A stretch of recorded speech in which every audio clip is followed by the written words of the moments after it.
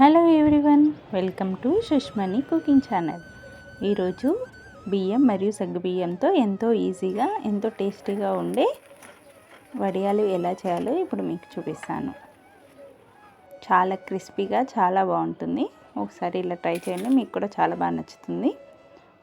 నేను ఒక 5 గ్లాసెస్ బియ్యాన్ని తీసుకుంటాను. 5 గ్లాసెస్ బియ్యానికి 3/4 గ్లాసు సగ్గు బియ్యాన్ని తీసుకున్నాను. వీటిని ఒక 3 టైమ్స్ బాగా వాష్ చేసుకొని నైట్ అంతా నానబెట్టుకోవాలి. ఇలా నానబెట్టుకున్న బియ్యాన్ని పొద్దున్నే ఆ వాటర్ అంతా తీసేసి దోశ బ్యాటర్ లాగా మెత్తగా గ్రైండ్ చేసుకోండి. గ్రైండ్ చేసుకున్న దాన్ని అంతా వడగట్టుకోండి. తర్వాత మనం ఇప్పుడు ఎసరు పెట్టుకోండి. ఒక గ్లాస్ బియ్యానికి 4 గ్లాసుల నీళ్ళను తీసుకోండి. నేను 5 గ్లాసుల బియ్యం తీసుకున్నా కాబట్టి 20 గ్లాసుల నీళ్ళను తీసుకున్నా. ఇలా నీళ్ళను తీసుకున్న తర్వాత గ్యాస్ మీద పెట్టుకొని వేడి చేసుకోండి.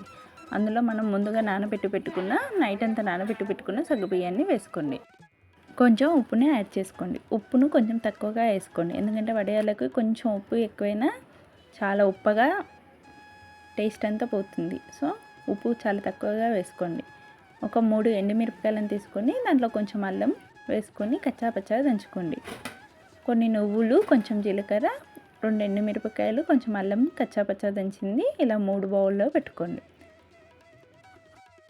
ఇలా ఎసరు వచ్చాక మనం ముందుగా మిక్స్ చేసుకున్న పిండిని వేసుకుంటూ బాగా కలుపుతూ ఉండండి. ఉంటలు లేకుండా చాలా కలుపుతూనే ఉండండి.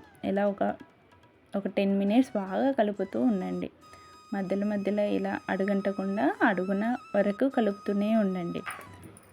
ఇలా రౌండ్గా ఇలా కలుపుతూనే ఉండండి. ఒక 10 నిమిషాలు ఉడికాక గ్యాస్ని ఆఫ్ చేసుకొని ముందు మనం కచ్చాపచ్చా దంచి పెట్టుకున్న ఎండుమిరపకాయలు, అల్లం వేసి అలాగే నువ్వులను కూడా వేసుకొని ఒకసారి బాగా కలుపుకోండి. ఇలా బాగా కలుపుకుంటూ ఉండండి.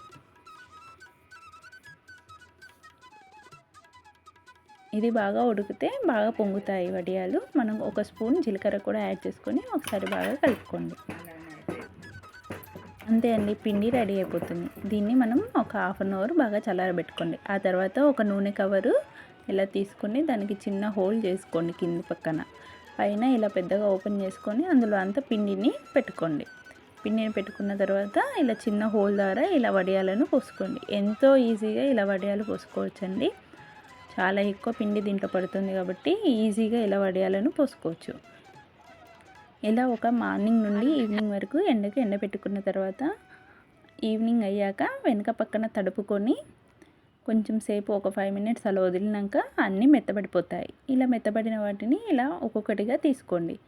ఎంతో ఈజీగా వచ్చేస్తాయండి. కొంచెం వెనక పక్కన తడుపుకుంటే వాటర్తో ఇలా మెత్తగా ఈజీగా వచ్చేస్తాయండి అన్నీ. ఇలా వచ్చిన వాటిని మనం నెక్స్ట్ డే ఎండలో ఎండబెట్టుకోండి. 2 డేస్ ఇలా ఎండబెట్టుకుంటే సరిపోతుందండి. వడియాలు రెడీ అయిపోతుంది. ఇలా ఎండబెట్టుకున్న దాన్ని ఒక ఎయిర్ టైట్ కంటైనర్లో పెట్టుకొని స్టోర్ చేసుకోండి. అంతే అండి, సంవత్సరం పాటు నిల్వ ఉంటాయి. ఎప్పుడంటే అప్పుడు వేయించుకొని తినొచ్చు. చాలా టేస్టీగా చాలా బాగుంటుంది. ఇంకెందుకండి ఆలస్యం, వేసవికాలం వచ్చింది కదండి. ఇలా వడియాలు పెట్టుకొని ఒక సంవత్సరం పాటు హ్యాపీగా తినేయండి. ఒక్కసారి ఇలా తయారు చేయండి, మీకు అందరికీ చాలా బాగా నచ్చుతుంది. అంత టేస్టీగా అంత బాగుంటాయి. అంతే అండి, నా వీడియో మీకు నచ్చిందని నేను అనుకుంటున్నాను. నా వీడియో మీకు నచ్చినట్లయితే please like, share and subscribe my channel. Thank you.